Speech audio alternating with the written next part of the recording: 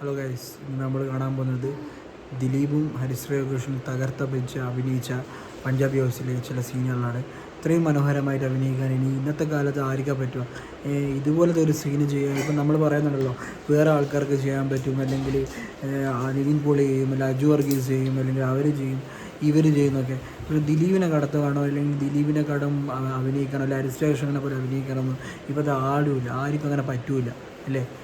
അപ്പോൾ അത് നമ്മൾ കുറച്ച് സൂക്ഷിക്കേണ്ട കാര്യങ്ങൾ തന്നെയാണ് അല്ലേ? അപ്പോൾ അത് നമുക്കൊന്ന് കണ്ടു നോക്കാം. Thank you. എനിക്കറിയില്ല. ദൈവന് ഭംഗിയായിട്ട് ഷൂ പോളിഷ് ചെയ്യാൻ അറിയാം. എന്താ നിന്റെ പേര്? രമണൻ. മരണനോ? നീ ഒരു കാര്യം ചെയ്യ്, ആദ്യം ഷൂ പോളിഷ് ചെയ്ത് പഠിക്ക്. ഉത്തമ, ഇവിടെയുള്ള എല്ലാ ഷൂസും ഈ മരണനെ കൊണ്ട് പോളിഷ് ചെയ്യിപ്പിക്കേ. എന്റെ അമ്മോ, ബാറ്റ കമ്പനി പോലും കാണില്ല ഇത്രയും ഷൂ. ഇതൊക്കെ പഴയതാ. ഇതില് ചെയ്ത് പഠിച്ചിട്ട് പുതിയത് തരാം.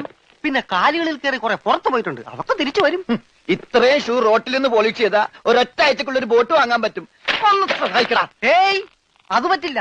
നിന്നോട് പറഞ്ഞ പണി നീ ചെയ്യണം, അതും പറഞ്ഞ സമയത്തിനുള്ളിൽ തീർക്കണം. ഇല്ലെങ്കിൽ ബെൽറ്റിന് അടി കൊള്ളും.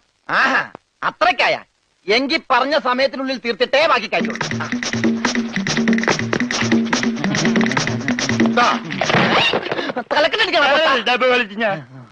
പെട്ടെന്ന് തീർത്താൽ ഉടനെ അടുത്ത പണി തരാം. തീരുമ്പ പണി തരാൻ ഞാൻ എന്താ കുപ്പിന്ന് വന്ന ഭൂത?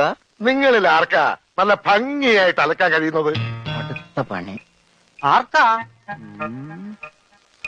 എനിക്ക് ഭംഗിയായിട്ട് അലക്കാൻ അറിയാം, ഇവന് ഒട്ടും അറിയില്ല. ഞാൻ പഠിപ്പിക്കാം.